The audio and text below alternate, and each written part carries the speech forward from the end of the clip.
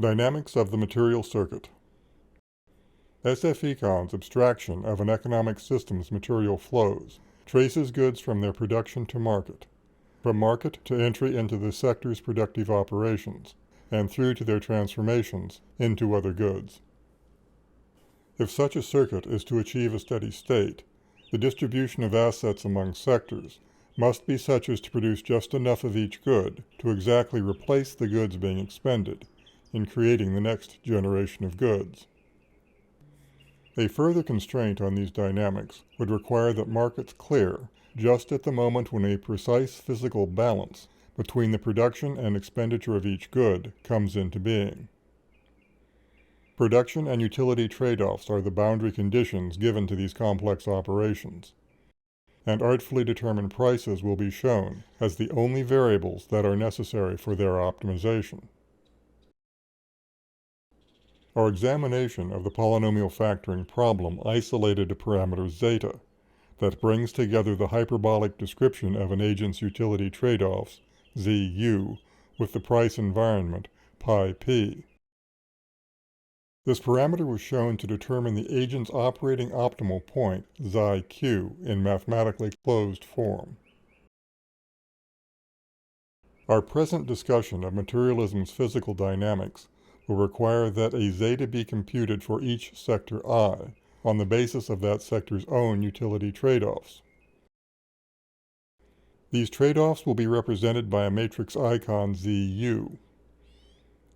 Computation of each sector's zeta sub I will reference one and the same price vector P sub j. Taken together, these data specify the optimal rate Q sub ij for a sector I to be using good j. SFEcon's material dynamics are driven by interpreting the Q sub ij's as being elements of demand for j entering the market. Markets M sub j are represented by a rectangle, which is the standard signifier for a state variable in a dynamic system. M sub j is the quantum of a good j residing on the market at a specific moment in time. Markets are continuously augmented by output rates y sub j, which are signified by a valve symbol that regulates the path from a source symbol into the market variable. Y sub j is the rate at which a good j is being created at a specific moment in time. If a good j is measured in terms of, for example, tons, then M sub j's unit of measure would also be tons, and Y sub j's unit of measure would be tons per year. Definition of the market variable M sub j is completed by specifying the path by which the market is relieved. As shown, this path is regulated by the rates R sub ij, at which the sectors I are taking the goods j off the market and into their productive operations. Ideally, and at optimality, the rates R sub ij would be identical to the rates Q sub ij, which are optimal with respect to current prices P sub j and to the shapes of production and utility trade-offs Z sub j, U sub ij. Realizing that demands are not always met, we must envision a procedure operating for each good j at this point. R sub ij would equate with Q sub ij whenever Y sub j is equal to or greater than the sum over I of all Q sub ij. And if, at a given moment, Y sub j is insufficient to meet current demand, R sub ij would nonetheless equate with Q sub ij if the market for j, M sub j, happens to be greater than 0. When these elements of supply are inadequate to meet current demand, R sub ij will be rationed in proportion to Q sub ij. Thus M sub j is never allowed to become negative. And, as we shall later see, SFEcon's price computation operates to keep markets clear to the extent that this is possible for models based on real numbers. R sub ij is portrayed as feeding into a pipeline delay that creates our analog to an economic sector's continuous replenishment, using up, and ultimate disposal of a physical asset. As shown here, The idea is that each rate of change continuously pours material into one end of a pipe that conducts assets through their useful lives in producing the next generation of goods. Pipeline delays are mathematically emulated by common practices. Those unfamiliar with these practices will find references to supporting materials in the show notes.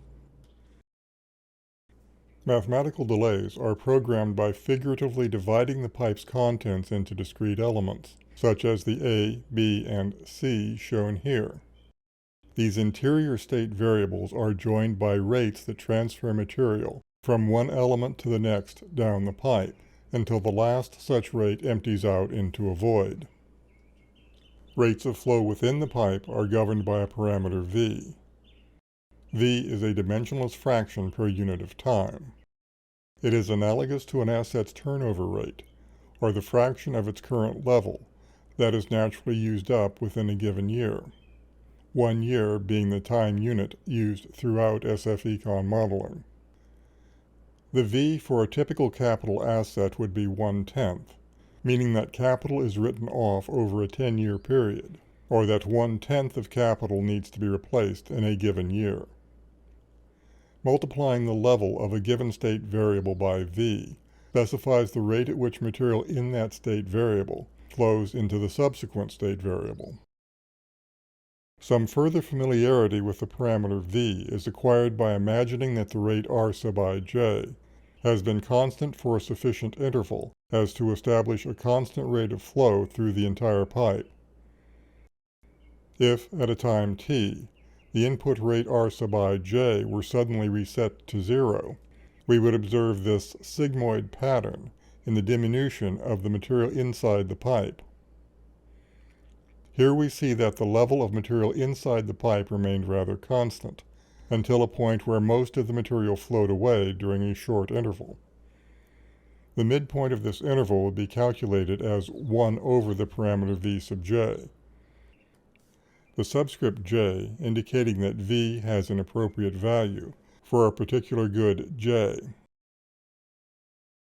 Our pipeline structure engages SFEcon's fundamental variables by controlling the current rate E sub ij, at which a sector I expends good j. E sub ij is given by the average rate at which a good j is currently flowing through the pipe belonging to sector I. With factor employment rates E sub ij known, output rates Y sub j can be computed through reference to SFEcon's hyperbolic production parameters, Z sub j, U sub ij.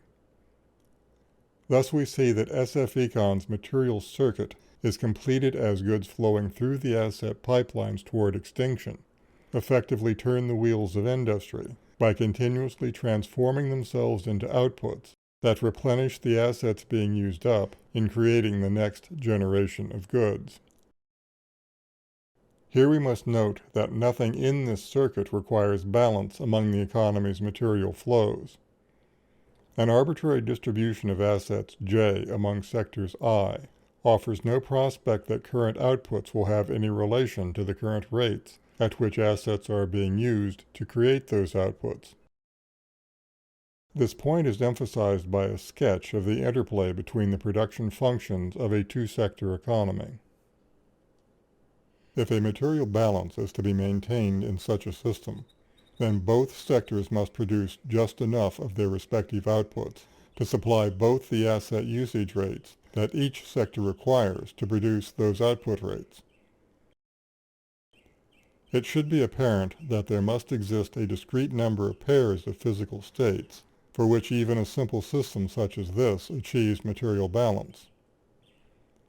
And at the same time, it must be realized that nothing has yet been put forward to determine the prices with which to select a unique optimal state from among the plethora of physically balanced states that must exist for any given array of technical potential.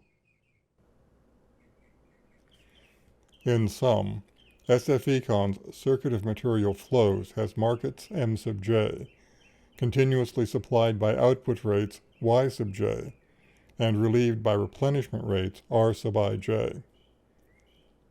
Replenishment rates R sub ij are conditioned by references to the optimal asset usage rates Q sub ij and the current availability of good j, as determined by the market M sub j and Y sub j. Factor usage rates E sub ij, creating these output rates Y sub j, are higher ordered delays on the replenishment rates R sub ij, computed with reference to a good j's turnover fraction V sub j. And ultimately, goods that have been brought into existence through production are expended out of existence through operations of the delay mechanisms.